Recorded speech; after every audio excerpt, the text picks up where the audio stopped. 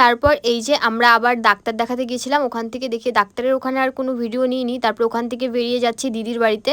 তো এত সুন্দর হাওয়া, খুবই ভালো লাগছে। তো যাওয়ার সময় নিয়ে নিলাম কিছু ফল দিদির জন্য। তো ফল নিয়ে তারপরে মিষ্টির দোকানে ঢুকবো একটু। এই যে চলে এলাম মিষ্টির দোকানে, দিদির ফেভারিট ব্ল্যাক মিষ্টি মানে কালো মিষ্টি সেটা নিলাম। তারপরে এই যে যাচ্ছি দিদির বাড়ির গলিটা। তো দিদি বেসিক্যালি এখনও জানে না যে আমি আসছি, দিদি জানে শুধু মা আসছে, অভি আসছে, কিন্তু জানে না যে আমিও এসেছি। তো চলো দিদিকে সারপ্রাইজ দেওয়া যাক। তো আমি প্রথমে উপরের দিকে দেখছি দিদি ব্যালকনিতে আছে কিনা দাঁড়িয়ে, কিন্তু নেই। তো দিদির কাছেই শুনি কি হয়েছে দিদি, কি হয়েছে।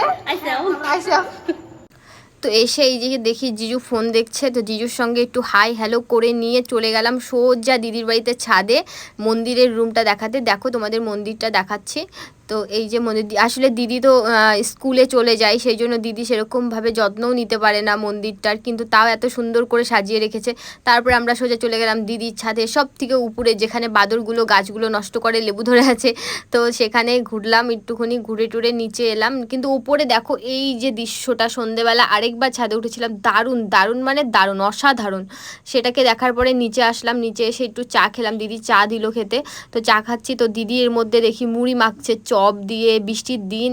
তো ডাক্তার দেখিয়ে এসে দিদির এখানে চপ মুড়ি মানে মিষ্টি, দারুণ ব্যাপার মানে দারুণ ব্যাপার। তারপরে এই রুমে দেখি দিদির শাশুড়ি এবং মা ওরা বসে কি সুন্দর গল্প টল্প করছে সুন্দর।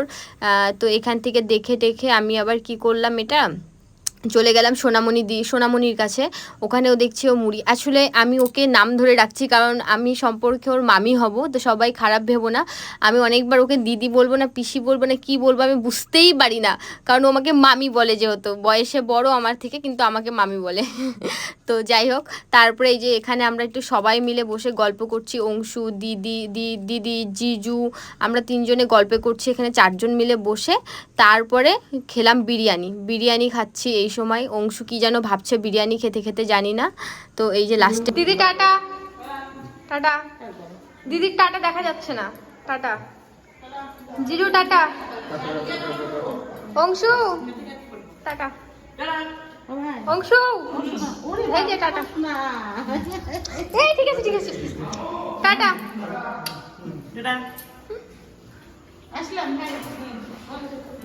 তো দেখো গাড়িতে কি সুন্দর লাইটগুলো লাগিয়েছে, কি ভালো লাগছে দেখতে।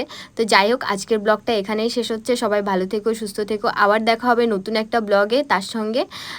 তো টাটা, বাই বাই।